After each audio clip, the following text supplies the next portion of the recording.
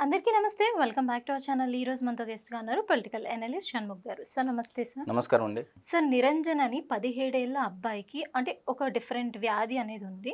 So దానివల్ల ఆ అబ్బాయి చనిపోబోతున్నాడు అని ఆ అబ్బాయికి తెలిసింది. సో దీంతో ఆ అబ్బాయి ఏమన్నాడంటే నాకు పవన్ కళ్యాణ్ గారిని చూడాలి అని ఉంది. నేను ఆయనకి పెద్ద అభిమానిని అంటూ ఆయన కొన్ని వ్యాఖ్యలు చేశారు.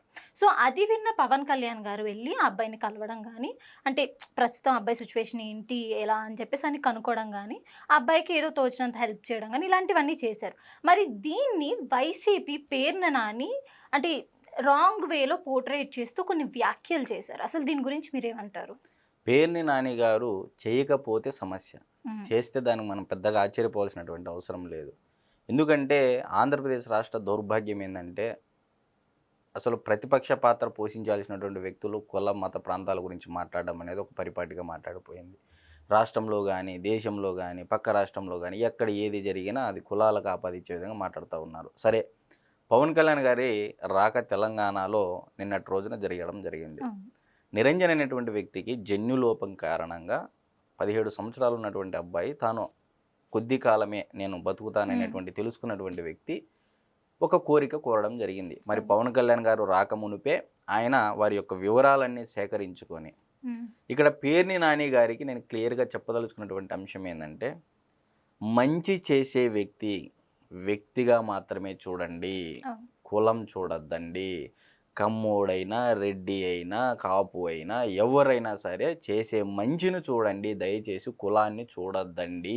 ఇది ఈ వీడియో చూసినటువంటి ప్రతి ఒక్కరికి నేను చెప్పేది ఏంటంటే, చేసే మంచి పని, మంచి వ్యక్తిని చూడండి ఆ వ్యక్తులు అని చెప్పేసి అయితే నేను చెప్పదలుచుకున్నాను. ఇకపోతే పవన్ కళ్యాణ్ గారు వచ్చారు, నిరంజన్ని కలిసడం జరిగింది. అవును.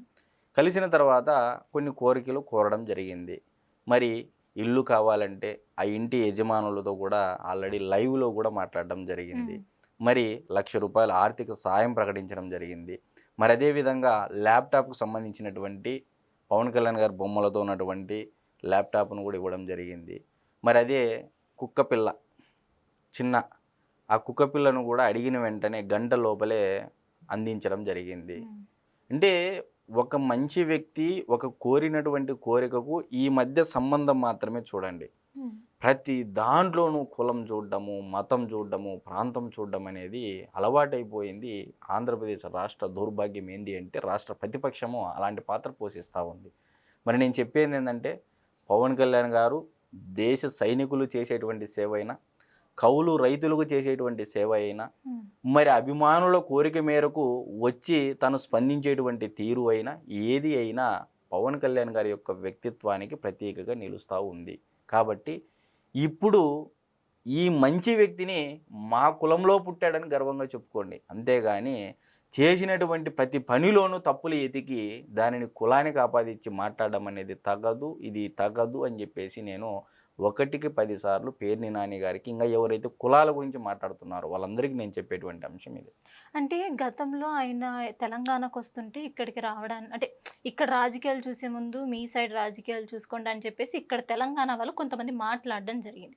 మరి ఇప్పుడు అంటే నిన్న ఏదైతే ఆయన ఇక్కడికి రావడం జరిగిందో దీనిపైన వాళ్ళు ఎలా స్పందిస్తారంటారు అసలు? తెలంగాణ రాష్ట్రంలో ఉన్నటువంటి నిరంజన్ అనేటువంటి అబ్బాయి ఎవరిని కోరాడండి కలవాలని? ఎవరిని చూడాలని కోరిక కలిగింది అతనికి? పవన్ కళ్యాణ్. ఆంధ్రప్రదేశ్ రాష్ట్రంలో ఉన్నటువంటి పవన్ కళ్యాణ్ గారిని. హ్మ్. మరి తెలంగాణ రాష్ట్రంలో ఉన్నటువంటి చాలామంది మేధావులు ఉన్నారు, నాయకులు ఉన్నారు, అందరూ ఉన్నారు. హ్మ్.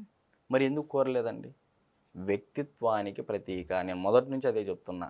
సో ఒక వ్యక్తి యొక్క హ్యుమానిటేరియన్ యాంగిల్లో మనం చూడాలి. ఆ వ్యక్తిని అలాగే చూడాలి. ఎంతసేపు రాజకీయాలు ఎలక్షన్‌లో పోటీ చేసినప్పుడు మాత్రమే రాజకీయాలు చేయండి. ఆ రాజకీయం అయిపోయిన తర్వాత ప్రజల కోసం పోట్లాడండి. వాదోపవాదనలు చేయండి తప్ప, ఈరోజు తెలంగాణ రాష్ట్రంలో పవన్ కళ్యాణ్ గారు వస్తాము అంటే ప్రొఫెసర్ కె. నాగేశ్వర్ అనేటువంటి ఒక మేధావి జరగనటువంటి అంశాన్ని జరిగినట్టు, జరిగినటువంటి అంశాన్ని జరగనట్టు చెప్పేటువంటి ఈ మేధావి ఇప్పుడు పవన్ కళ్యాణ్ గారు స్పందించినటువంటి తీరు మీద మాట్లాడాలి. హ్మ్. డిబేట్లలో వెళ్ళి ప్రతి ఒక్క విషయం, ప్రతి ఒక్క డిబేట్‌లో కూడా వెళ్ళి మాట్లాడాలి ఆయన. నేను నేను కోరే కోరిక ఏందంటే, ప్రొఫెసర్ కె. నాగేశ్వర గారు ఒక అబద్ధాన్ని నిజం చేసేందుకు మీ మేధావితనాన్ని ఉపయోగించారు కదా!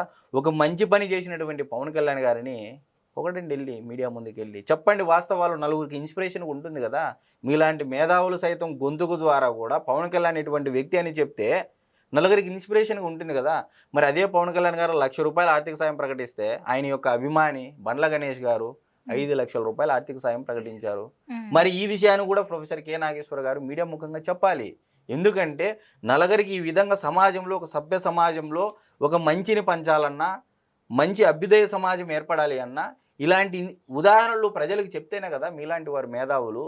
చెప్పుకోకుండా అబద్ధాలకు నిజాన్ని చేసే ప్రాసెస్కి ఉపయోగిస్తున్నారు కానీ మీ మేధావితనాన్ని. ఈరోజు పవన్ కళ్యాణ్ గారు చేసినటువంటి మంచి పనిని కొండగట్టు ఆంజనేయ స్వామి ఉందండి తెలంగాణ రాష్ట్రంలో.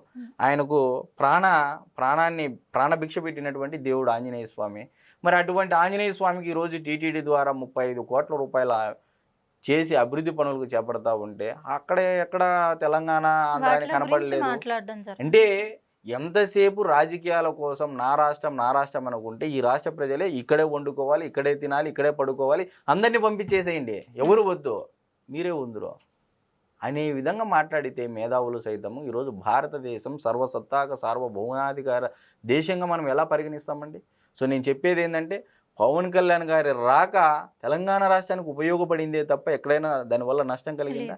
కొండగట్టు ఆంజనేయ స్వామి దగ్గర నుంచి, మొన్న జరిగినటువంటి ప్రెస్ మీట్ దగ్గర నుంచి ఆయన స్పందించేటువంటి తీరైతేనేమి, ఆయన రాక ప్రతిసారి తెలంగాణకు మేలు చేకూరిందే తప్ప నష్టం ఎక్కడా లేదు.